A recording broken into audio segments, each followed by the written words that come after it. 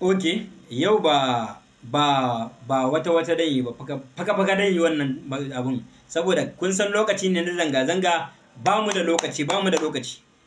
A madan labari na ta kanki zan yi magana yau. Wai kawai ne ci karo da wani bidiyon ki ke magana wai a'a turanci kaza kaza wanda bai iya turanci ba kaza kaza matsiyaci kaza ko to da yan arewa yake yi. Ke kika ɗauki turanci wani kayan gabas. Baran fara miki da Aliko Dangote ba turanci bane ya kai shi wannan mukamin, kasuwanci ne. A Kano kawai akwai wanda ko turanci baya ko go da turanci baya ji, amma wallahi aka raba masa mai tama a Abuja ya saye ta. Ke kika ɗauki turanci kayan gabas. Maganan naira ake yi. Wanda ya ba kyautan mota ma kwanaki ba lalle ya iya turanci ba. Ko turanci kika aka ba kyautan mota kwanaki. Da Hausa fim aka ba a Hausa fim aka ba kyautar mota. To baran faɗa miki ki ji ki sani. Bari mu gama zanga-zanga mu nemo 'yancinmu da yardan Allah subhanahu wata'ala mu karɓo shi. Idan Allah ya taimaka aka gama zanga-zanga lafiya, to labari nan ma ya daina suka ki. Dan a kashe ki a fim din ba komai bane. Daman a wannan season din ma yadda aka gwada ma ke fa ba ki haihu ba, kuma alamin bai rayuwa da wadda ba ta haihuwa ba. To dole kin ga haka yanzu an dauko hanyar kashe ki ne. To baran faɗa miki ke ce biki ma san fim din ba. Albarkacin Hausa ke ci, dole ki biyayya wa Hausawa. Dole ki girmama Hausa a Najeriya. Dole ki girmama, wannan wajibi ne ba fa neman shawarin ki muke ba. Wajibtan abin muke faɗa miki. Wajibi ne akan ki girmama Hausa, ki mutunta Hausa. Dole ki ne wajibi a Najeriya. Kina actress a Najeriya, dole ki mutunta Hausa, dole ki girmama Hausa. Mun ga Rahama Sadau ta fi ki iya turanci, ita har indiyanci tana ji. Kai wannan yarinya ina ga wallahi har Chinanci tana ji, amma ba ta taɓa raina Hausa ba har ta gama abubuwanta a Kannywood. Ba ta taɓa raina Hausawa ba. Ke da ki fito kina maganganu sama, kina cewa a'a idan mutum bai iya wanda wai babanka dai tabbatar da kai ba matsayaci bane idan ka iya turanci. To ƙarya yake. Yanzu muryar labari na nan fa naga 'yan China fa suna koyon Hausa fa. Aka zuba su suke mamin ɗin waƙoƙin Nura Inuwa, suna mamin ɗinsa da Hausa ana koya musu. Amma har an zo lokacin da ba mai ci da Hausa zai fito yana wuce Hausa a duniya.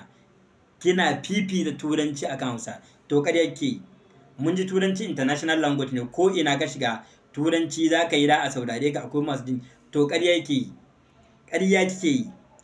Dole ki dawo ki mutunta Hausa. Waye san ki? A ina aka san ki? Cizo da yake Germany bai raina Hausa ba. Allah ya saka wa Abis Fulani da yake London bai raina Hausa ba. Ga su wannan samjin bula masu waisuwa duk ba a Najeriya suke rayuwarsu ba, amma ba su raina Hausa ba su taɓa kushe Hausa ba, kuma da Hausa suke maganansu. Saboda haka idan kika ce da ki ɗauko tsarin raina Hausa, na rantse da Allah wala da ki sha wahala. Da mu ta saki a gaba. Yanzu aka fara wasan. Kuma baran faɗa miki, hatta siyasa ba ya ka iya turanci za ka yi ba. Ke ce shi yasa nake faɗa miki, ke kika ɗauki turanci wani kayan gabas. Wallahi ke kika ɗauki turanci wani kayan gabas. Hatta siyasa da ke ganin shi ba turanci ba ne. A'a, shi yasa ma a kundin tsarin mulki, a kundin tsarin a dokan Najeriya ma da iya sakandiri za ka iya neman kowane irin mukami a Najeriya. Idan kawai ka yi secondary school, da ka iya neman kowane mukami a Najeriya. A kundin tsarin mulkin Najeriya kowa ya san wannan abu.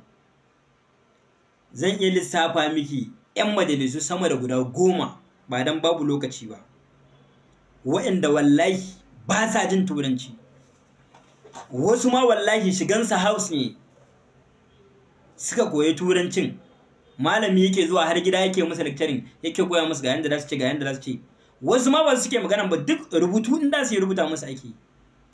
To ke kika ɗauki turanci wani kayan gabas, shi Allah idan zai ma abu babu ruwansa da wani ka iya turanci, a larabci ka iya.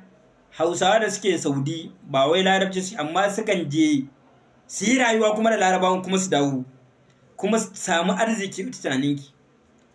To kakki yadda ki raina Hausa, yawwa kakki yadda ki shiga taitayinki. This is the last warning da na arbakin Hausawa nake faɗa miki, kakki ƙara yunƙurin aikata wannan kuskuren a rayuwanki.